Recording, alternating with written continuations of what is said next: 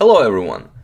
This next game was played in 1883, and it's played between Joseph Henry Blackburn and Wilhelm Steinitz, the first world champion.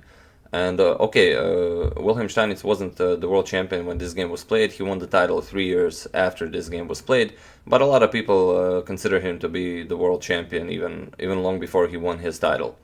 And a couple of words about Joseph Henry Blackburn. He's a very funny and a peculiar guy.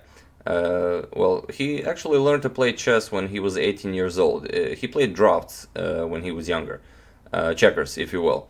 And he only learned to play chess because he heard of Paul Morphy and his great conquering of Europe. He decided to pick up chess. And 3 years after he learned how to play chess, he entered a very strong tournament, the London Chess Tournament in 1862. And although he won 9th place, he actually defeated Wilhelm Steinitz. But this game is played some years after that event, and let's see this game. So Joseph Henry Blackburn is white, and he plays e4.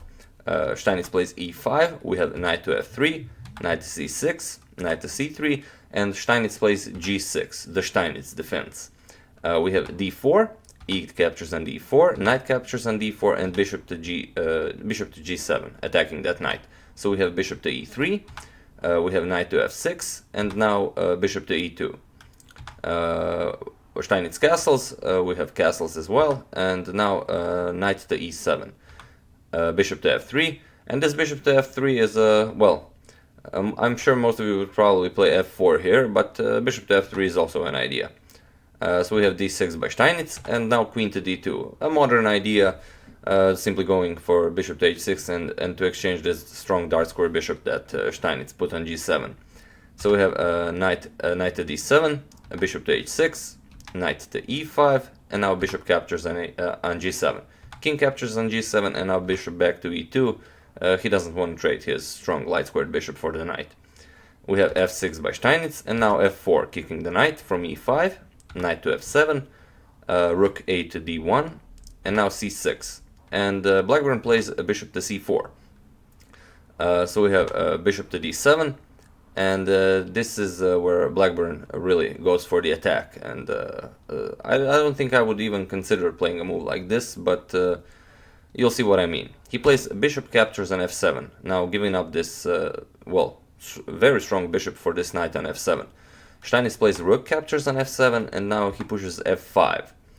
And Steinitz doesn't really want to capture this pawn with his g pawn, because Blackburn would even consider capturing with the rook, and Steinitz can't part with this bishop because this knight to e6 check would be an idea, and Steinitz doesn't want to allow this. He plays knight to c8, and this gives Blackburn an idea for improving the attack.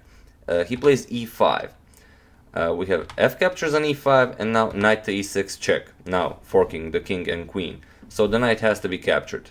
We have bishop captures on e6, f captures on e6, now attacking this rook. And Steinitz doesn't want to capture on f1, because if rook captures on f1, then this rook to f7 check will be really strong.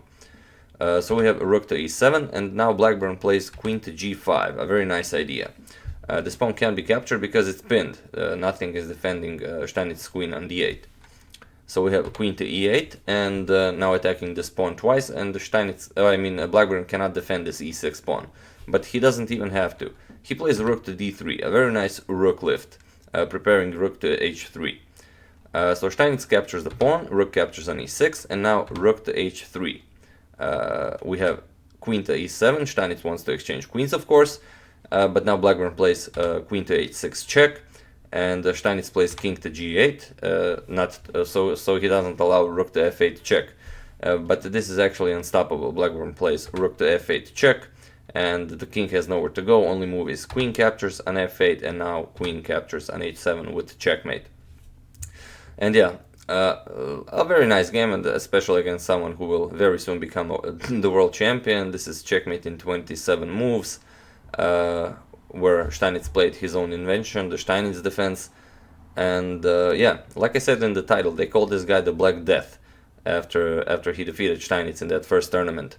And I don't know why they called him the Black Death. I mean, okay, his last name is Blackburn, so it might have something to do with that. But I really haven't found any clues of why they called him that. I'm interested if maybe some of you know why they called him that, and what do you think of the nickname. I think it's extremely badass. I mean, I wouldn't mind being called the Black Death when, you know, playing chess. So yeah, that's the game. I hope you enjoyed this wonderful game by Joseph Henry Blackburn, the Black Death, against soon-to-be world champion Wilhelm Steinitz. As usual, you can check 2 of my previous videos here, and I'll see you soon.